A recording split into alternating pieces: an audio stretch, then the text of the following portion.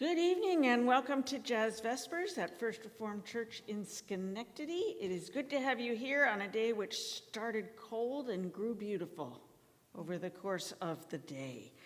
We welcome tonight Peg Delaney on piano, Bill Delaney on bass, and Tim Coakley on the drums.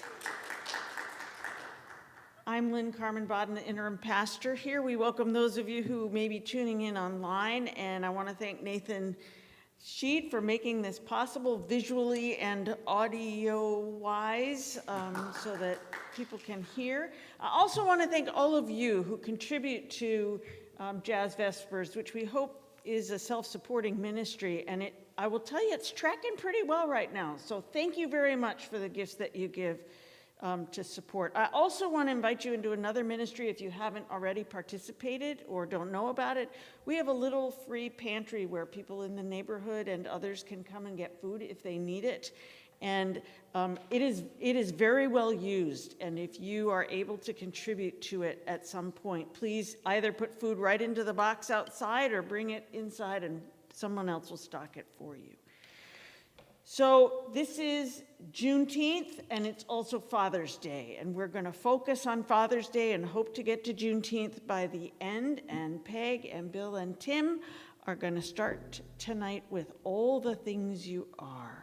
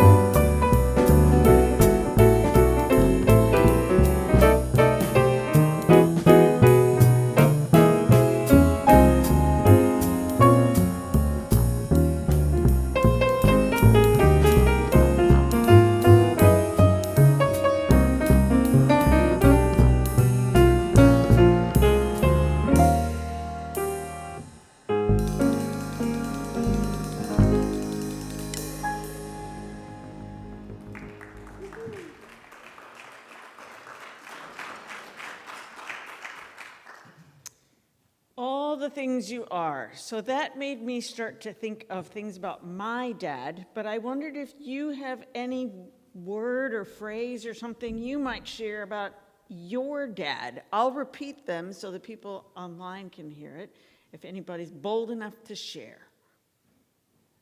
Yes, Peg. My dad loved to sing in the Baptist church. Loved to sing in the Baptist church. When he was growing up. Cool, very good. I learned a lot of songs from him. Very good.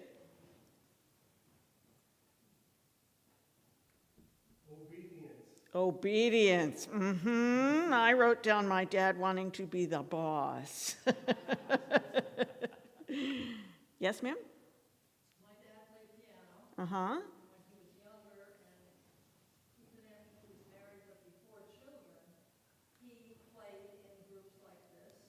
And the story was that when he and my mother got married, the first thing they bought was a piano before they had anything else. So playing the piano, playing in a band before children, and then buying a piano before anything else, knowing what's at the heart of your life. Yes? My dad worked his way through Union College Law School, which was included as a regular college course, not separate course, playing in speakeasies. Aha! Working one's way through law school by playing in speakeasies. Very well. My husband refers to that as doing an internship in sin. Sometimes you have to know about it. So the next song they want, there will be many things you think of about your dad, probably after you leave here, but because our folks are with us, the next piece is called Always. We will love them always, won't we? 1, 2, 3, 1, 2, 3.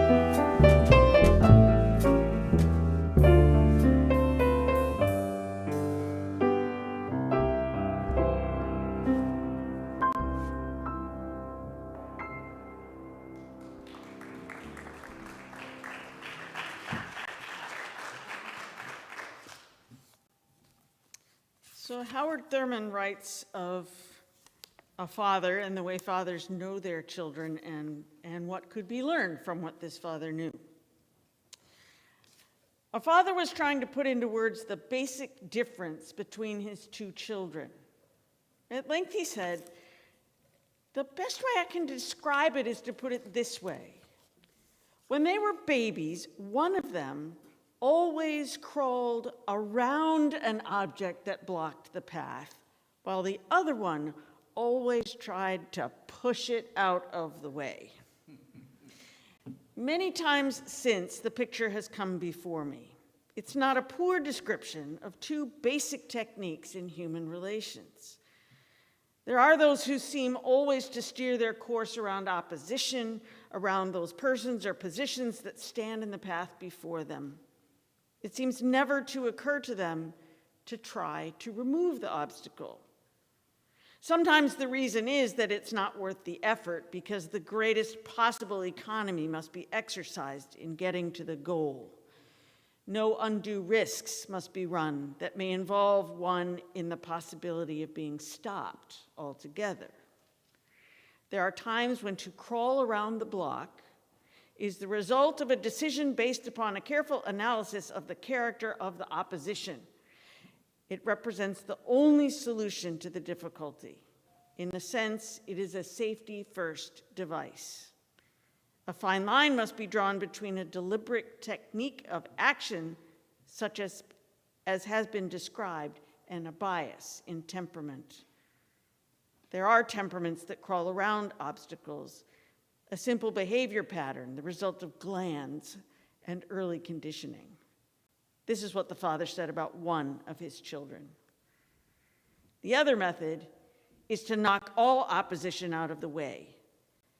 One of the wisest things a teacher told me once was, "It is all right to close some doors, but never slam them." There is a certain strength in the method which pushes things out of the way so as to keep the track clear as one goes along.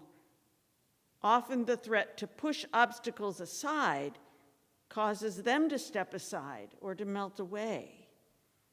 But the assumption that all obstacles can be handled in that manner is obviously not correct. Sometimes a decision has to be made to go around the obstacle or be destroyed by the obstacle. The matter of timing is crucial. Some things can be removed only by allowing them to soak. To know the difference in techniques demanded is a kind of wisdom that cannot be easily won. It is the wisdom of God.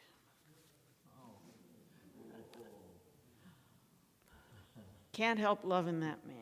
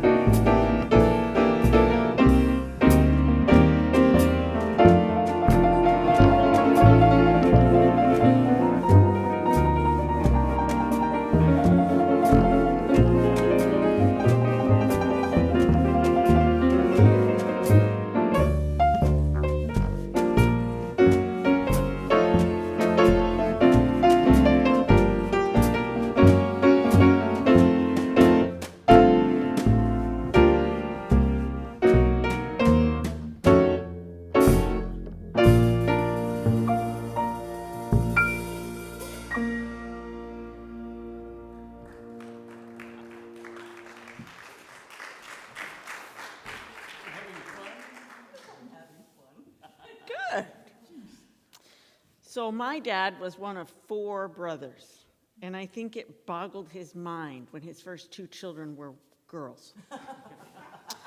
And I am charmed by this poem by Mark Jarman called Dressing My Daughters.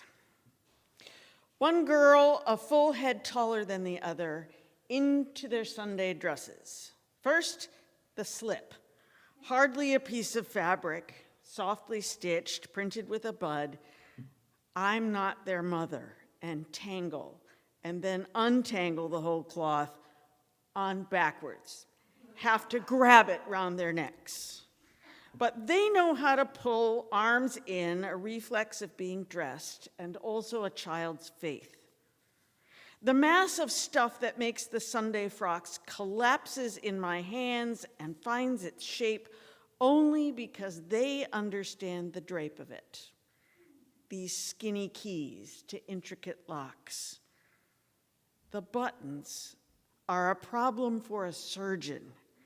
How would she connect these bony valves and stubborn eyelets? The filmy dress revolves in my blind fingers. The slots work one by one. And when they're put together, not like puppets or those doll saints that bring tears to true believers, but living children, somebody's real daughters, they do become more real. They say, "Stop it," and "Give it back," and "I don't want to." They'll kiss a doll's hard figures, whispering, "I'm sorry." They know just why my mother used to worry. Your clothes don't keep you close, it's nakedness. Clad in my boots and holster, I would roam with my 6-gun buddies. We dealt fake death to one another, fell and rolled in filth and rose, grimy with wounds, then headed home. But Sunday? What was that tired explanation given for wearing clothes that scratched and shone and weighed like a slow hour? That we should shine in gratitude. So I give that explanation, undressing them, and wait for the result. After a day like Sunday, such a long one, when they lie down half dead to be undone, they won't help me. They cry, "It's not my fault." The man I love.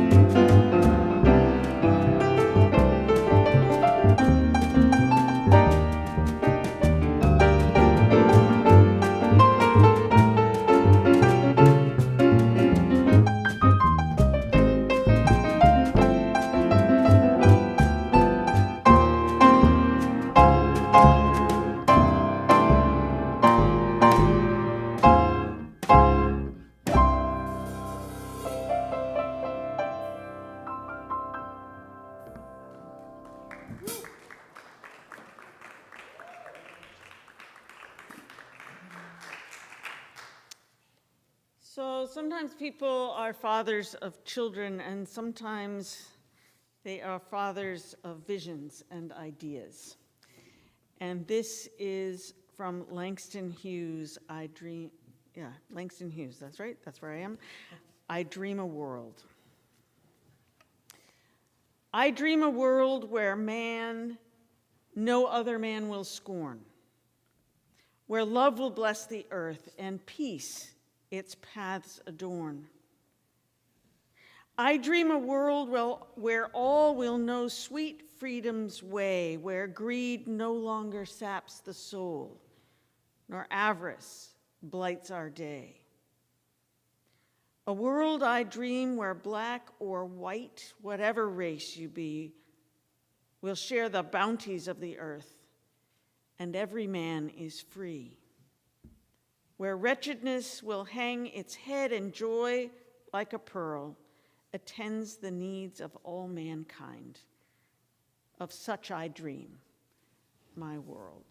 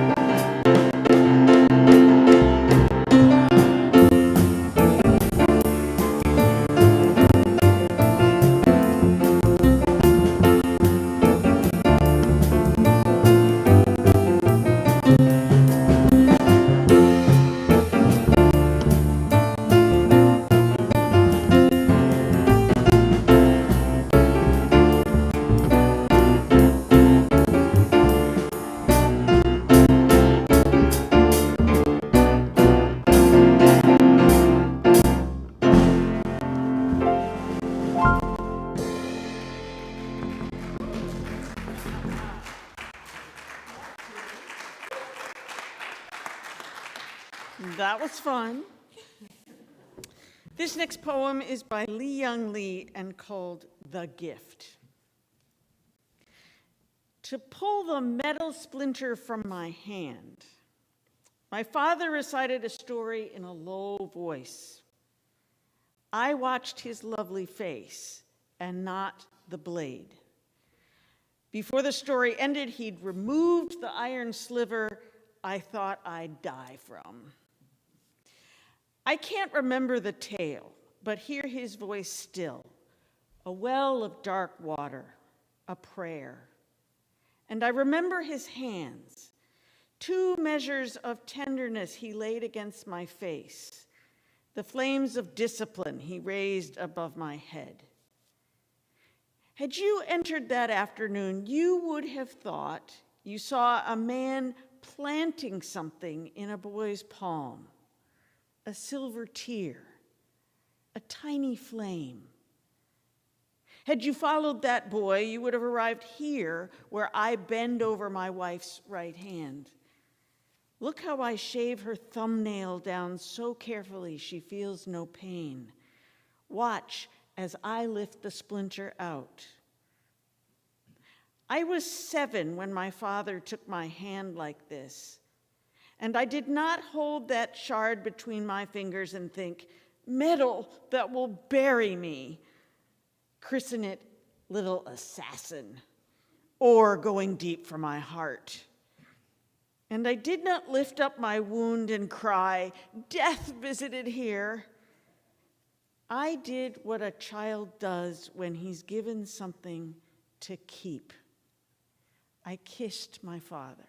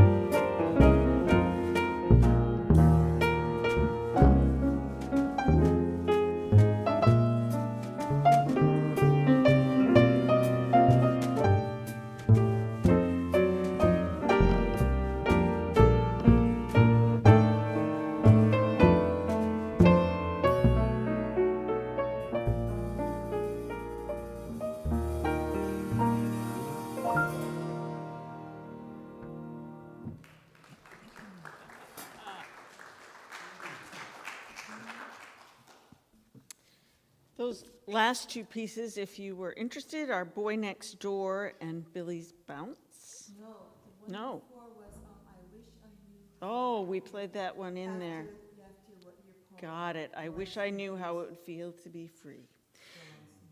Okay.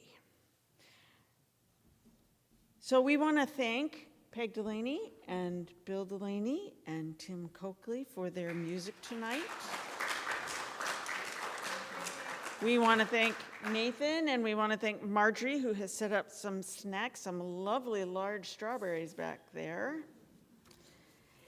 And I make you aware that next week, Peg will be back, and we'll be playing with Steve Lambert on trumpet. She won't play the trumpet, he will play the trumpet.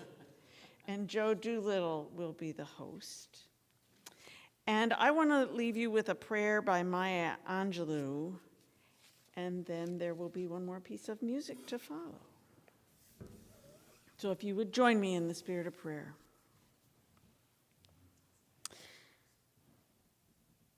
Father, Mother God, thank you for your presence during the hard and mean days, for then we have you to lean upon. Thank you for your presence during the bright and sunny days, for then we can share that which we have with those who have less. And thank you for your presence during the holy days, for then we are able to celebrate you and our families and our friends. For those who have no voice, we ask you to speak. For those who feel unworthy, we ask you to pour your love out in waterfalls of tenderness. For those who live in pain, we ask you to bathe them in the river of your healing. For those who are lonely, we ask you to keep them company. For those who are depressed, we ask you to shower upon them the light of hope. Dear Creator, you, the borderless sea of substance, we ask you to give all the world that which we need most, peace. Amen.